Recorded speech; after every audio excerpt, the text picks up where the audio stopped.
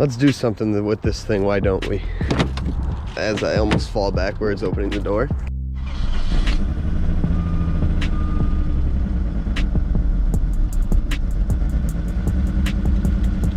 God, why are all these cars literally trash? That's the second E34 that runs like just straight up garbage. That's disgusting, that's disgusting, that's disgusting.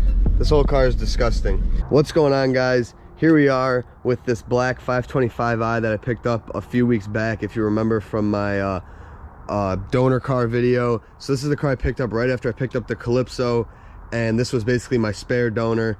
That motor turned out to be all right.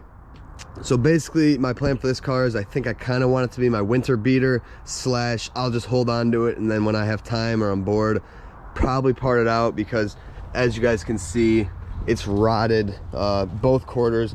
This is all Bondo junk. The doors are rusty. It's got damage to the hood, the front fender. It's got disgusting lights.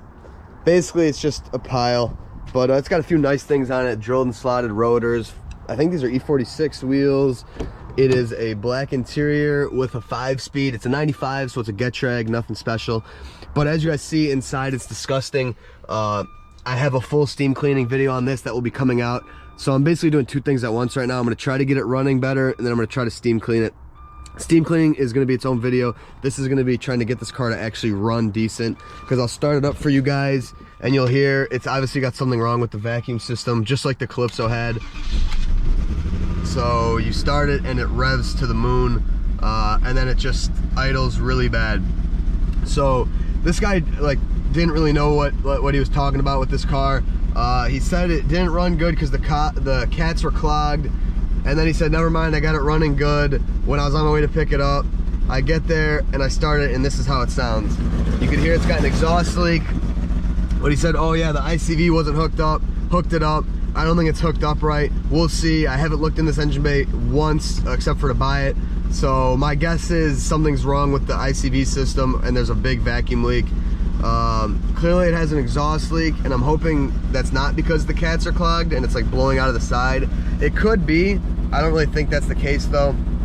I've never really seen cats clog this bad, and this car hasn't been sitting for 20 years. It's been sitting, but not that long.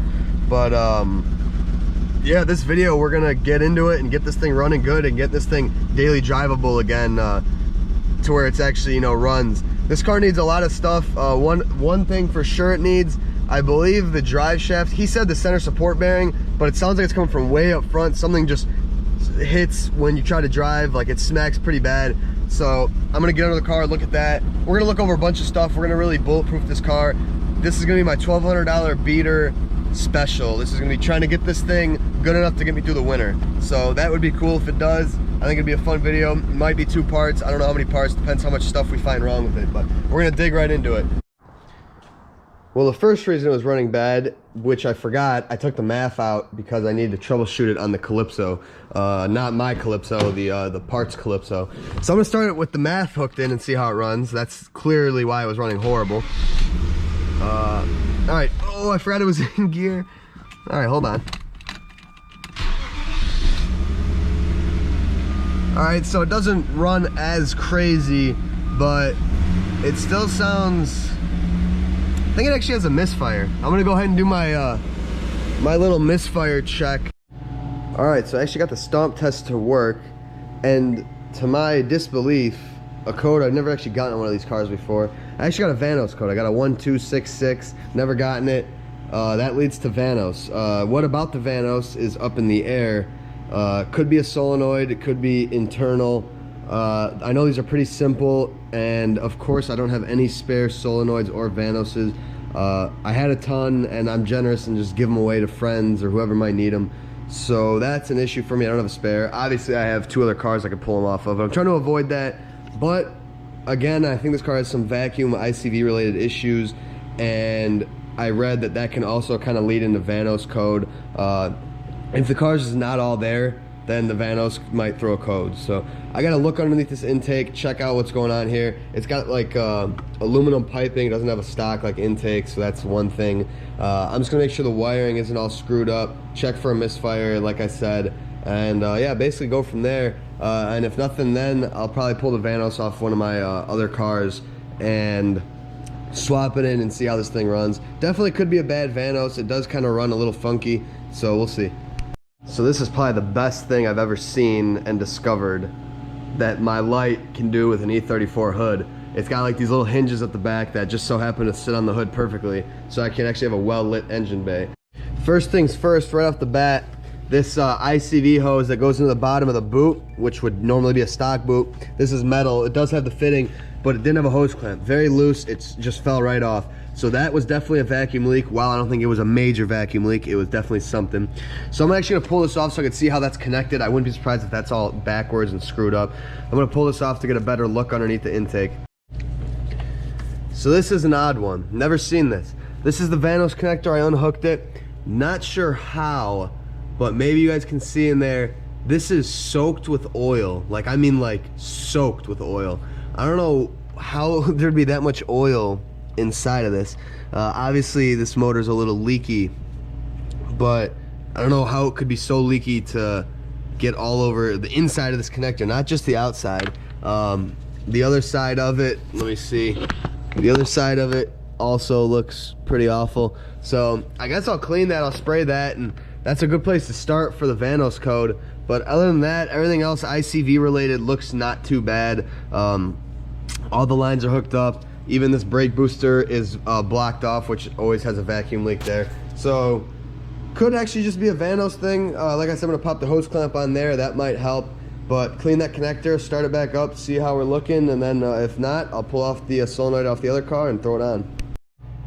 Holy crap, I just had another E12 moment. I put the intake boot back on, and surely enough, I put the hose clamp in the way of this. I just gave this car gas, and the thing just revved to the moon. Luckily I shut it off in time, but thank God I was not driving. This would have literally been the same situation. That was scary. I cannot stress enough, make sure that your throttle cable is free of motion. Thank God I didn't just blow this thing up. That was ridiculous. I just found the craziest thing I've ever seen on one of these cars.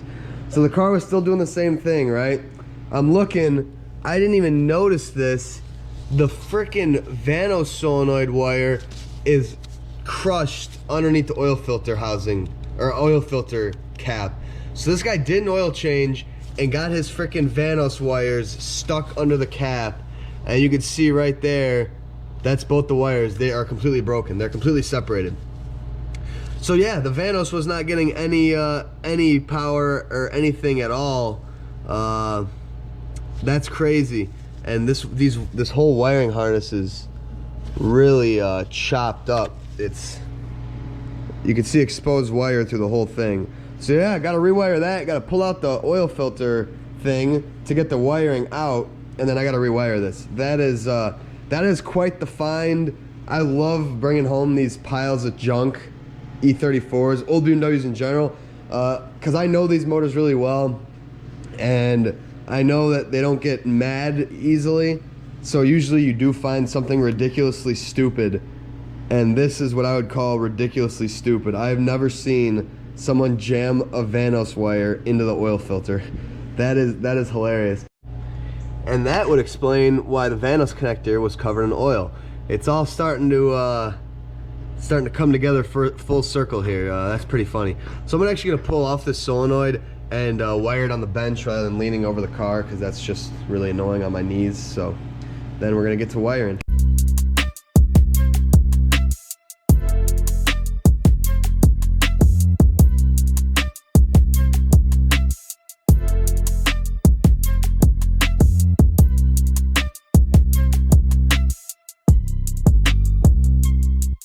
Alright, so yeah, I rigged it and just twisted everything.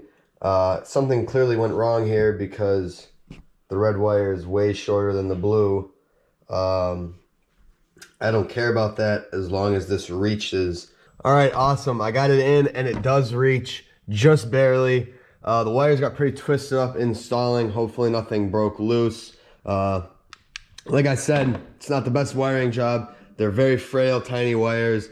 If it works, it works. If not, I'll have to go for a backup plan. I'm hoping that I'll be able to tell right away if it works. Hopefully the check engine light goes right out. I'm fingers crossed that it will. But that's cool. Got that fixed. So I got to hook back up the Vanos line. To get that solenoid off, you have to get that out unless you have some special pliers. So I should have spare crush washers. Hook that back up and fire this thing up. So unfortunately, I started the car. It still operated the exact same. The engine light was still on. So I'm guessing that didn't take, or it's just the Vanos solenoid's bad. So instead of, you know, fighting with it, I just went out and grabbed this off the Calypso car. I was actually able to get it off without undoing the Vanos line. Kind of depends on which way it's oriented, if you could get your things on the actual nut part, but or the hex. I'm gonna throw this in. I'm out of breath. I just ran from the backyard. Throw this in, start it back up, see if anything changes. Let's see if we get any change here.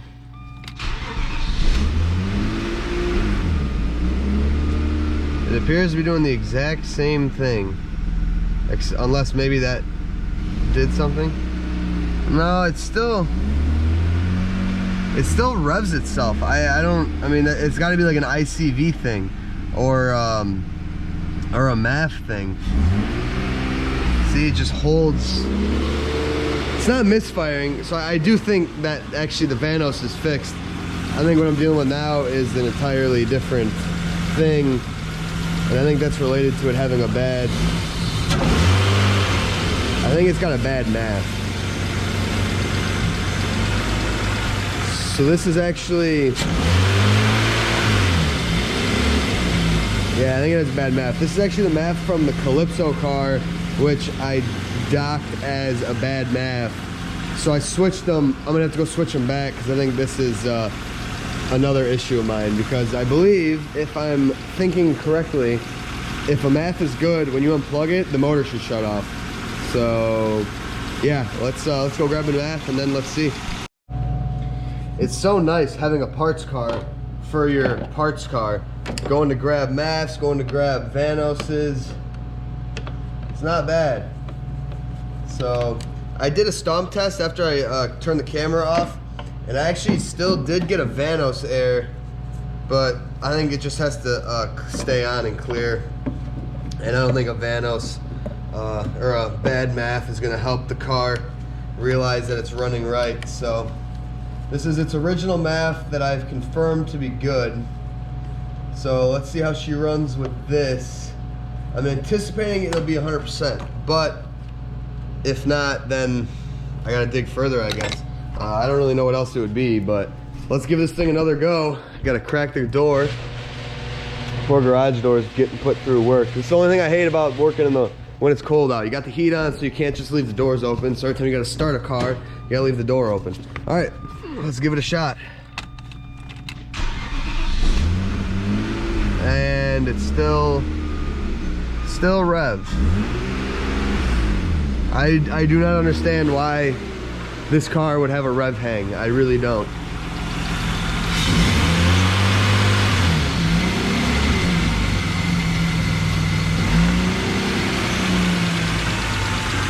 All right, so what I'm gonna do now is I'm gonna disconnect the battery and let it kind of reset. I'm gonna do a hard reset because either it needs to learn that it's got a good Vanos and a good MAF, or yeah, I don't know. So I'm gonna do that and see what happens. All right, I'm getting a little irritated. So I found that this vacuum line right here that goes from basically the valve cover into the where the ICV hooks into the manifold, that was torn really bad. Replaced it, didn't fix anything.